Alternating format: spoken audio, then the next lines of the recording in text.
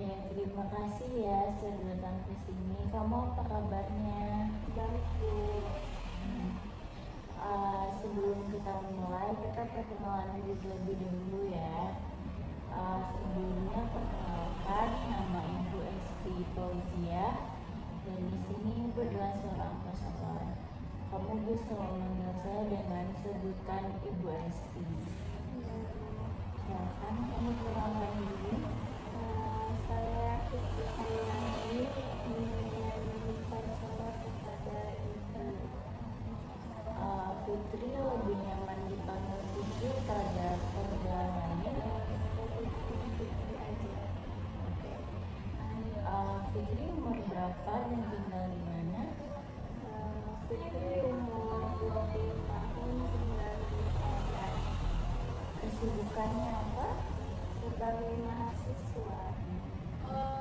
Ada yang mau ditanyakan kepada saya? Dan cukup, Bu. Oke. Sebelumnya Fitri sudah pernah konseling? Belum, Bu. Tahu apa itu konseling? Tidak tahu, tapi sedikit. Oke, baiklah, Ibu bantu jelaskan ya. Konselor adalah bertemunya seorang klien dan seorang pasien dengan cara berhadapan tetap membuka diri seperti saat sekarang ini, di mana nanti Fitri boleh bebas menceritakan apa sih yang Fitri rasakan, dan kita akan menulis secara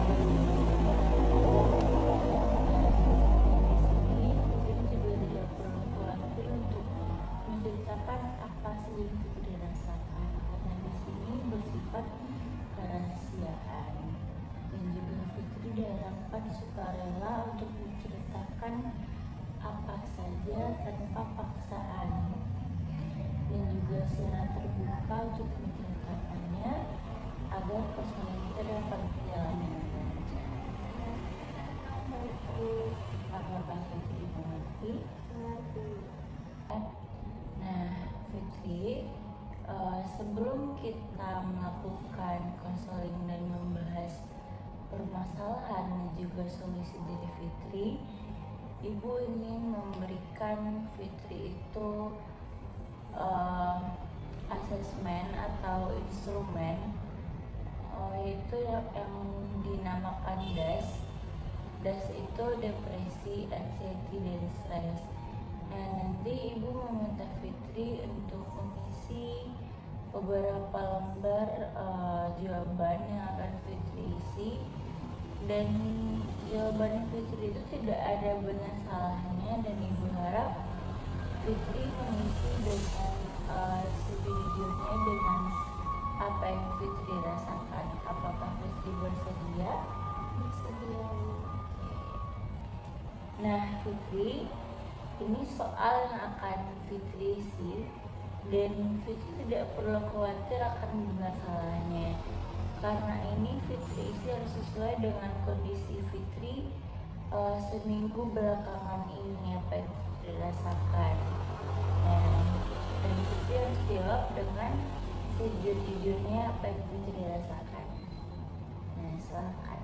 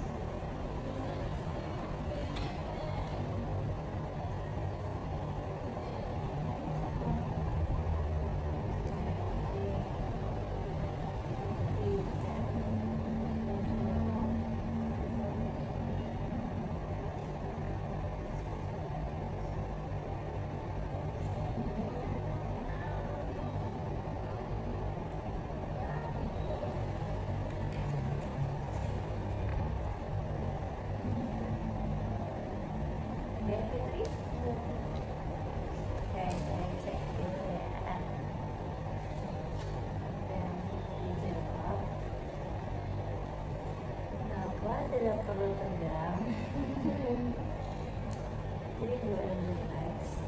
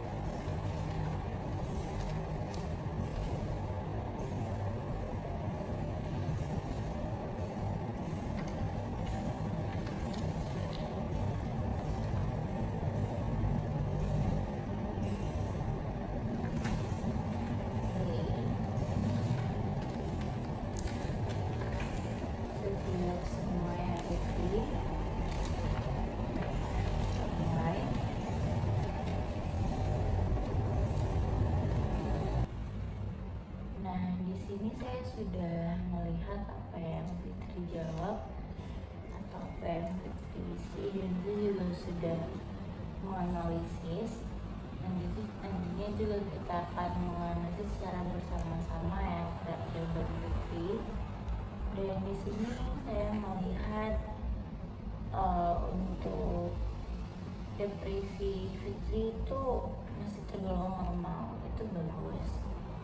Dan juga anxiety-nya itu berada di angka 6, yang berarti Fitri sudah termasuk anxiety ringan, yang mungkin Fitri sering merasa gugup, sering merasa cemas tapi tidak berlebihan. Apakah benar?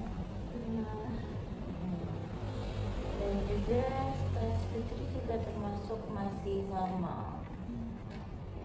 Nah, di sini saya ingin menganalisis untuk jawaban Fitri.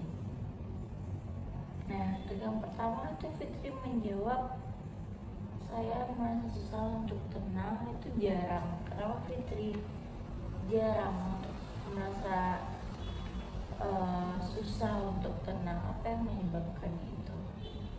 Karena saya mencapai healing, jadi saya harus tenang aja kita ngerjain sesuatu. Tapi kadang-kadang ada kayak susah gitu untuk tenang, misalnya kalau lagi bikin tugas susah untuk fokus, itu pernah, tapi jarang ya. Oke, bagus. Nah, yang kedua Fitri menjawab, saya sadar mulut saya terasa kering. Itu jarang. Berarti Fitri kadang merasa mulutnya jarang ada pernah kering gitu. Tapi biasanya itu disebabkan oleh apa? Karena nggak ngomong. Oh, karena nggak ngomong. Jadi Fitri jarang gitu kalau ngobrol, kalau nggak ada Jack duluan Fitri nggak akan ngobrol gitu. Tapi itu jarang. Terus saya seolah-olah tidak dapat mengalami perasaan positif sama sekali. Itu jarang, berarti jarang itu ada, berarti kan biasanya itu seperti apa? Tidak mengalami. Biasanya ketika saya ngerjain sesuatu atau ngerjain tugas, saya mungkin berpikir negatif. Atau lagi bad mood gitu ya, lagi bikin tugas sampai dalam keadaan moodnya tidak stabil.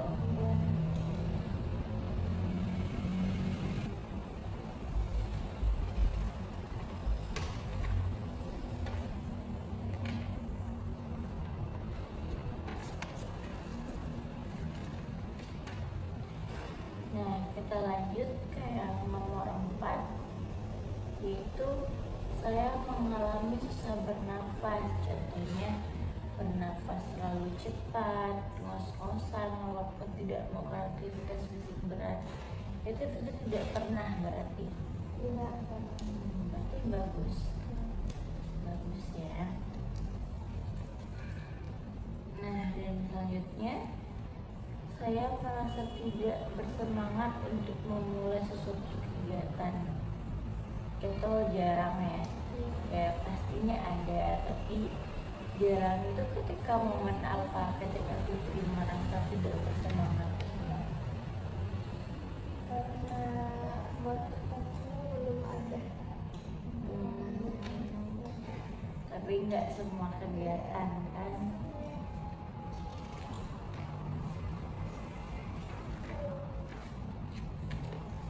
Nah, yang nomor 6, saya cenderung bertindak berlebihan kepada suatu keadaan atau kegiatan. Itu jarang. Kenapa Fitri jawab jarang?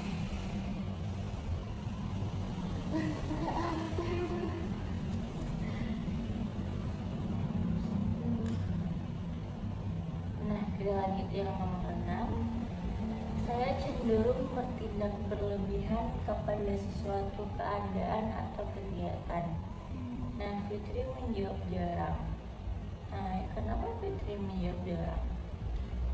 Ada satu saat saya menganggap itu berlebihan karena ya karena stres gitu, jadi berpikir secara lebih Itu contohnya apa? Kegiatan apa? ngerjain tugas. Oh, jadi karena mungkin deadline-nya udah mepet, Iya. jadi Fitri emang fokus berlebihan gitu ya. Sampai begadang mungkin ngerjainnya. Saya pernah gemeteran, contohnya tangan. Fitri menjawab jarang. Itu Fitri ketika momen apa biasanya tangannya gemeteran? Mungkin pada saat ketemu banyak orang atau pada saat mengikuti organisasi. Oh, itu Fitri momen gitu, tiba-tiba tangannya gemetar, tapi itu jarang ya. Itu normal.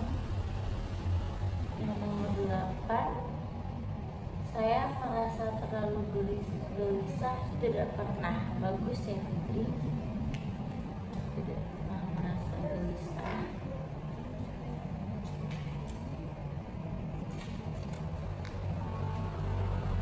Oke, kita masuk ke nomor 9. Saya risau jika akan terjadi keadaan yang menyebabkan saya panik dan berkelakuan bodoh. Itu sering. Nah, itu biasanya apa? Dalam keadaan apa Fitri biasanya panik terus berkelakuan bodoh, seperti apa contohnya? Pada saat kejadian deadline tugas, saya akan panik terus berkelakuan bodoh. Perkelakuan bodoh itu seperti seperti apa contohnya? Gangguin teman, Gangguin teman karena aku belum siap untuk mereka aku gangguin gitu ya. Itu sering ya. Tapi itu mengganggu Fitri nggak kira-kira? Nggak mengganggu. Nah, saya merasa tidak ada harapan untuk putus asa. Itu tidak pernah ya Fitri. Depresinya nol itu. Nah, yang 11, saya dapati saya mudah resah. Itu Fitri jawab jarang. Resah karena apa? Kadang Fitri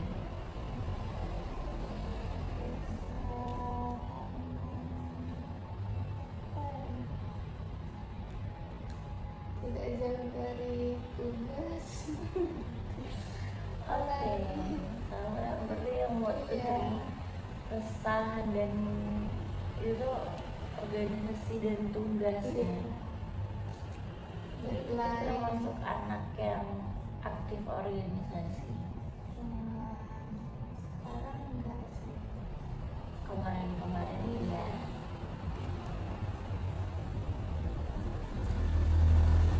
Yang 12, saya senantiasa dalam keadaan tidak tentram, tidak pernah ya Fitri.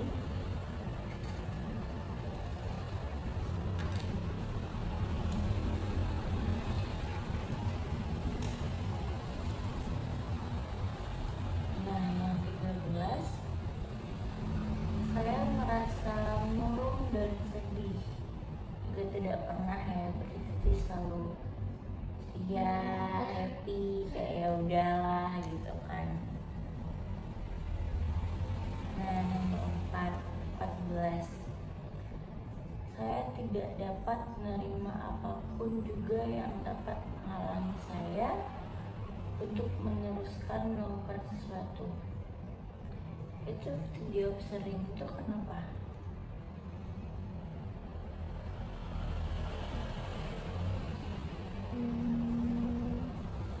Mungkin orang pernah maksa melakukan sesuatu, saya terus tolak. Oke, jadi Fitri mampu gitu ya, kalau saya nggak mau ya udah, saya lagi nggak mau gitu, nggak bisa, saya lagi bisa ya udah kan saya bantu, tapi kalau nggak bisa ya udah nggak bisa gitu kan, tapi tidak takut untuk menolak. Bagus.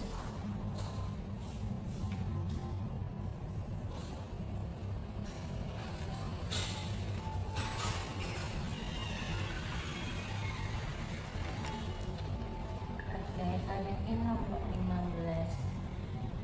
Saya merasa hampir panik. Fitri menjawab jarang. Kenapa? Apa biasanya yang membuat Fitri hampir panik? Hampir panik kelas terlambat, hampir deadline tugasnya.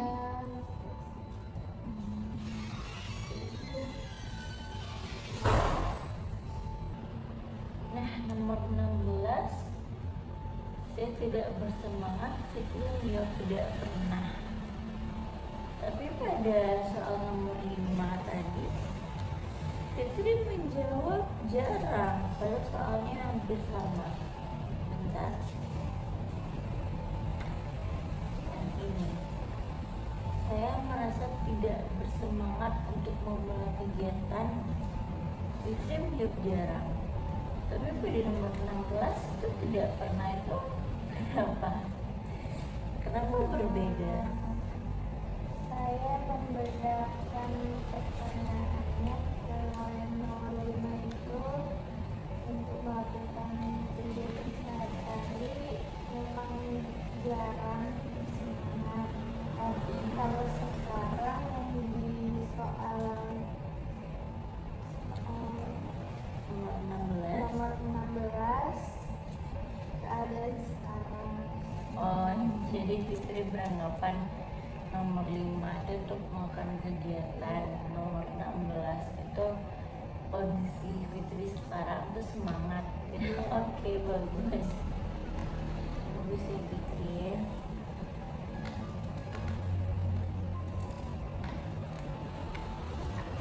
Oke, kita ke nomor 17. Saya merasa tidak berharga, itu tidak pernah ya. Jadi selalu merasa diri Fitri itu berharga, apa yang dilakukan itu perlu, penting. Saya mudah tersinggung, tidak pernah. Jadi Fitri kalau dengan teman-teman atau teman-teman memberikan candaan atau ejekan itu ya udah sih nggak apa-apa gitu. Tidak orang, bukan kita orang yang udah tersinggung berarti ya. Tidak menunjukkan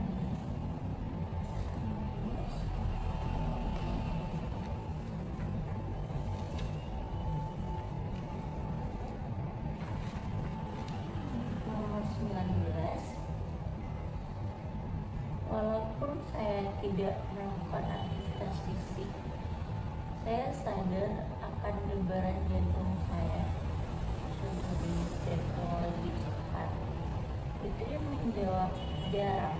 Itu kenapa? Kan tidak lagi melakukan aktivitas fisik. Kenapa jantung Fitri sering berdebar? Itu kenapa? Karena apa kira-kira? pernah terjadi pas diam duduk gitu tanpa ngapa-ngapain, jadi saya merasa tertekan. Apakah Fitri panik ketika itu terjadi atau sudah biasa? tidak panik, menganggap itu hal wajar. Tapi Fitri kayak ada pengen periksa gitu nggak kira-kira? Kenapa saya tiba-tiba berdebar? Nggak. Jadi menganggap hal yang biasa saja. Oke, nomor 20 kita hampir selesai. Saya merasa takut tanpa sebab itu tidak pernah hidup.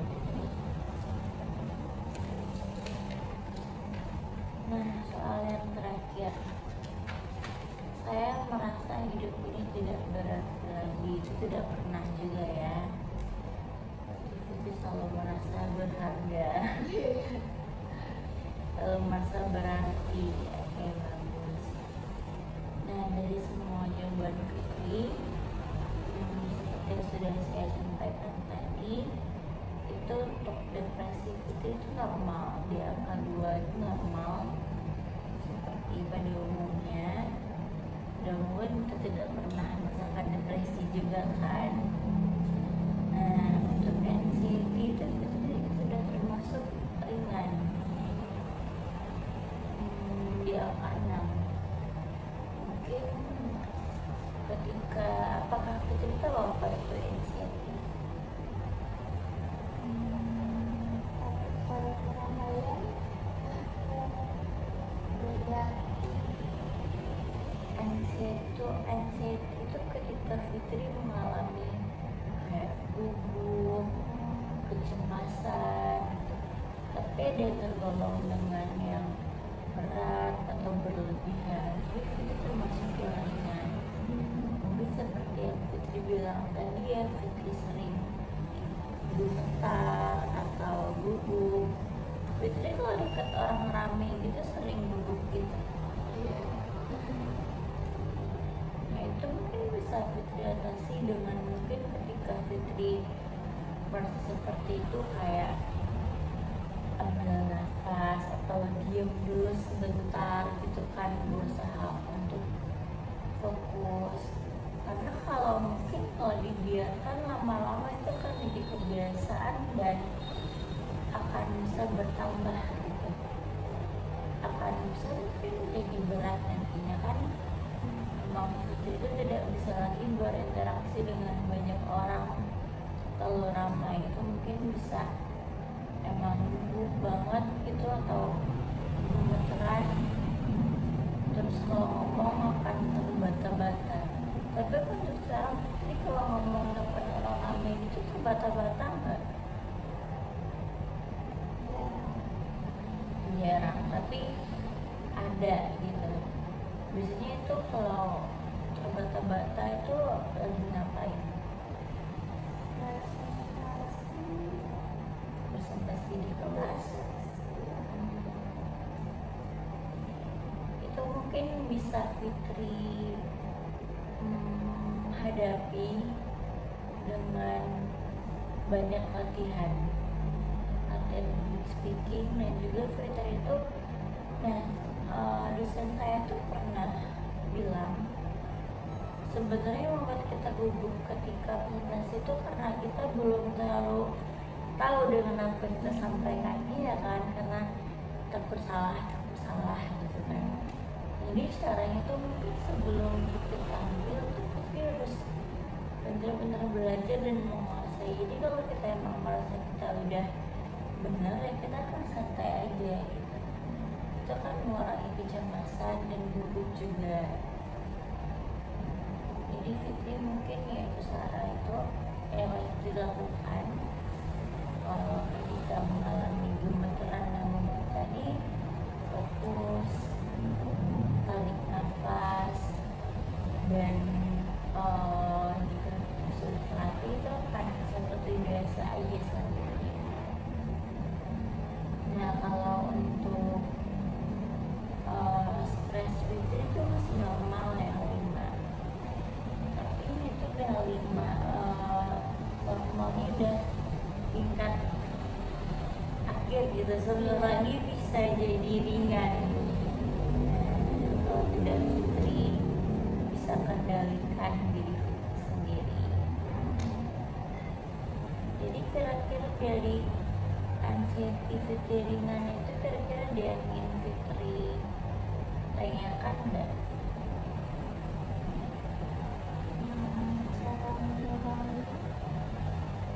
Cara mengurangnya seperti yang tadi Fitri kayak bilang Fitri presentasikan di kelas. Jadi sebelum tampil nih Fitri memang harus menguasai dulu. Itu bisa mengurangi gemeteran karena saya ini jawaban saya emang ini gitu. Terus ya mungkin bisa berdoa terlebih dahulu,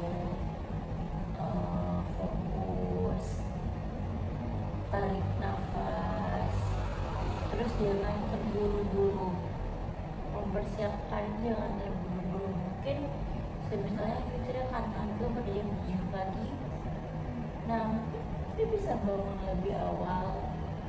Jadi kalau kita udah memprepare sebaik mungkin itu biasanya tidak akan terburu-buru dan tidak akan ada kecemasan. Tapi kalau kita udah terburu-buru, kita udah belum belajar, itu kan pas mata orang ramai pasti makin gemeteran, makin gugup. Tapi setidaknya kita mengurangi hal itu dengan bangun lebih awal, baca-baca sebentar.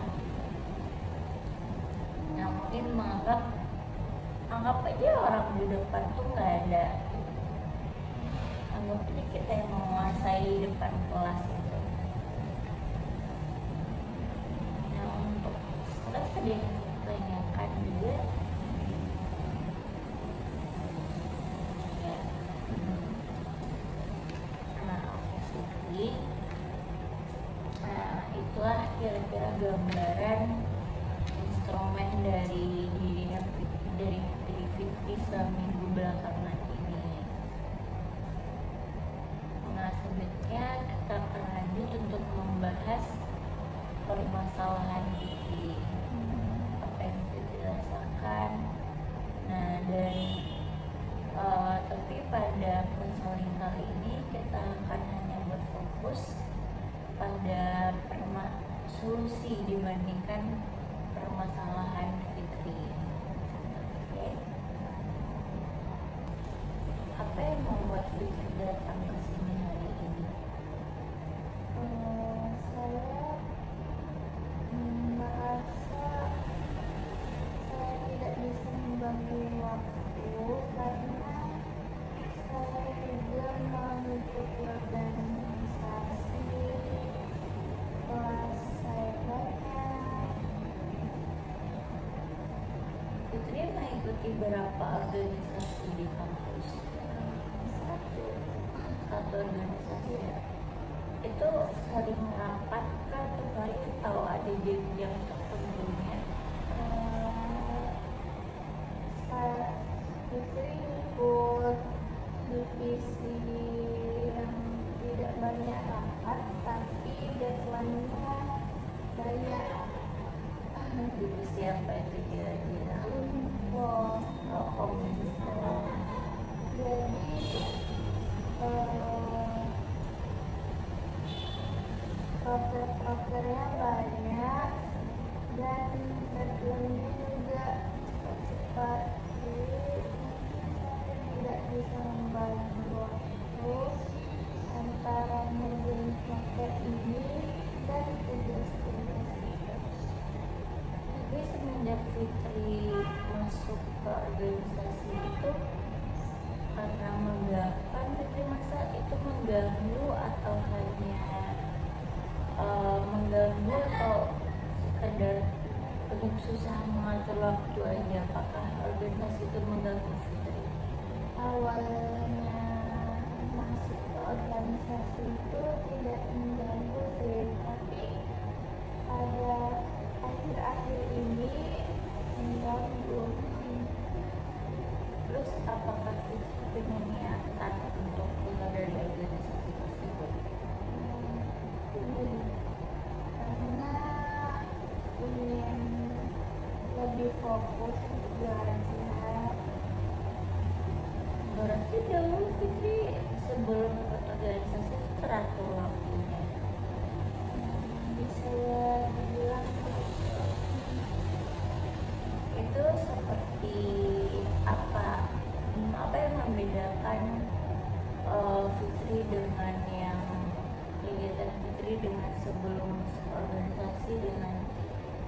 sudah masuk organisasi? Sebelum masuk organisasi, tugas tugas Fitri bisa dikumpul seminggu sebelum itu, sebelum deadline. Kalau setelah masuk organisasi ini, 1 hari sebelum deadline baru dikumpul. Jadi itu tuh mengganggu aktivitas kuliah yang Fitri merasa kuliah itu lebih wajib dibandingkan organisasi ini. Oh oke, jadi Fitri rasakan sekarang ini adalah sulit mengatur waktu kuliah, sehingga itu menimbulkan stres kepada Fitri. Begitu? Iya Bu. Fitri, Ibu mau jelaskan lagi. Jadi pada persoalan kita hari ini, kita itu akan fokus kepada solusinya dan lebih banyak membahas solusinya dibanding permasalahan Fitri sendiri. Dan apakah Fitri setuju dengan itu? Setuju Bu. Nah, jika masalah ini selesai nantinya, apa yang Fitri harapkan pada perubahan untuk diri Fitri nantinya? Mungkin saya akan lebih disiplin dalam mengerjakan tugas dan disiplin dalam mengatur waktu. Oke, jadi tujuan Fitri adalah untuk bisa mengatur waktu dengan tepat, sehingga itu bisa mengerjakan tugas-tugas atau dengan tepat dan tidak memasuki stres. Nah, jika tujuan itu tercapai, apa yang akan berbeda dalam hidup Fitri dari yang sebelumnya? Mungkin saya akan lebih tenang dan tidak akan merasa terkejar-kejar oleh deadline tugas.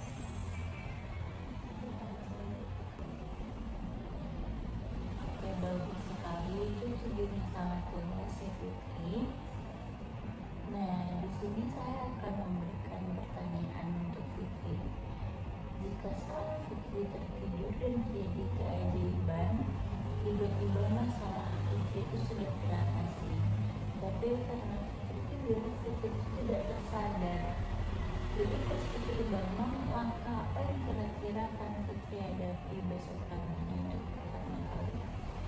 Mungkin saya akan lebih awal bangun dan langsung mengerjakan tugas di hari ketiga. Baik, lalu apa lagi yang terjadi? Mungkin saya akan mengatur jadwal hari saya. Kemudian, Saya menjalankan kerjaan saya lagi sebelum terkejar deadline. oke, bagaimana perasaan Anda ketika hal itu terjadi? Saya akan merasa lega dan merasa disiplin sudah mengatur waktu dengan baik. Menarik. Jadi yang Fitri inginkan itu bangun lebih awal dengan teratur, mengerjakan tugas dengan tepat, dan juga ingin merasa tenang. Apakah begitu?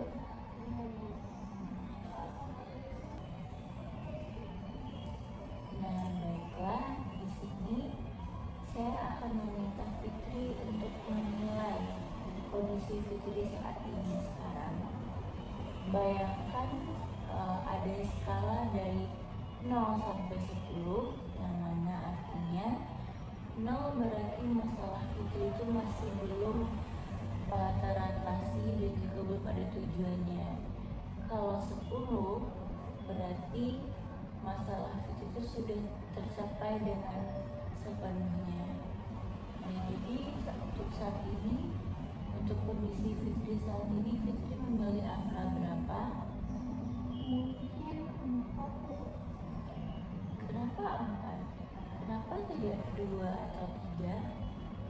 Karena sebenarnya saya masih mengerjakan tugas tepat waktu, tetapi belajar belum konsisten, Bu. Jadi untuk saat ini itu sudah bisa untuk mengerjakan tugas dan mengatur waktu, cuman belum stabil. Ya, Bu. Apa yang membuat Fitri merasa Fitri itu di angka 4? Sebenarnya saya sudah mencatat deadline tugas di ponsel saya. Jadi Fitri sudah mulai untuk mengatur waktu kembali. Ya. Jadi kira-kira apa yang bisa kita lakukan untuk mengubah angka 4 itu untuk naik menjadi 5? Saya harus lebih disiplin dan konsisten untuk mengerjakan tugas.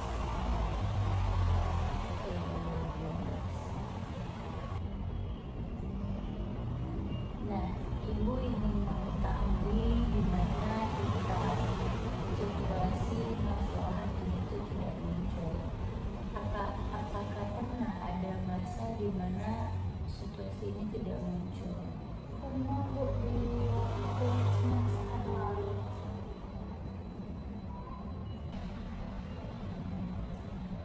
Apa yang berbeda pada saat itu? Saya membuat daftar prioritas harian dan saya mengurangi penggunaan media sosial. Menarik. Jadi sebelumnya Fitri pernah berhasil. Pernah, Bu, tapi belum konsisten.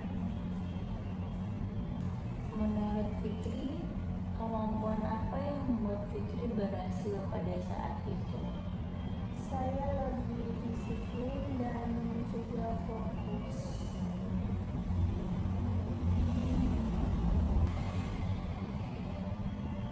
Nah, itu menunjukkan bahwa kemampuan itu sudah ada dalam diri Fitri sebelumnya. Juga ya, Bu. Nah, dari pengalaman sebelumnya, kira-kira apa yang bisa kita terapkan kembali sekarang? Saya mungkin akan membuat daftar harian dan mengurangi penggunaan media sosial di saat mengerjakan tugas. Oke, sangat baik ya Fitri. Nah, dari beberapa pembahasan yang kita bahas hari ini, dapat Ibu tangkap pilihan yang dapat Fitri lakukan sendiri itu, yaitu yang pertama membuat jadwal harian, yang kedua membuat jadwal prioritas setiap malam, dan yang ketiga mengurangi bermain sosial media ketika belajar. Nah, dan yang keempat mengingat deadline tugas yang Fitri catat di ponsel. Apakah benar seperti itu? Nah, menurut Fitri, untuk langkah awal apa yang pertama kali bisa kita lakukan terlebih dahulu? Mungkin saya akan mencatat prioritas di tiap malam. Bagus, seberapa yakin Fitri bisa melakukannya dari skala angka 0 sampai 10? Mungkin bisa 8, Bu. Angka yang cukup tinggi. Kenapa Fitri memilih 8? Saya yakin karena saya sudah pernah berhasil melakukannya.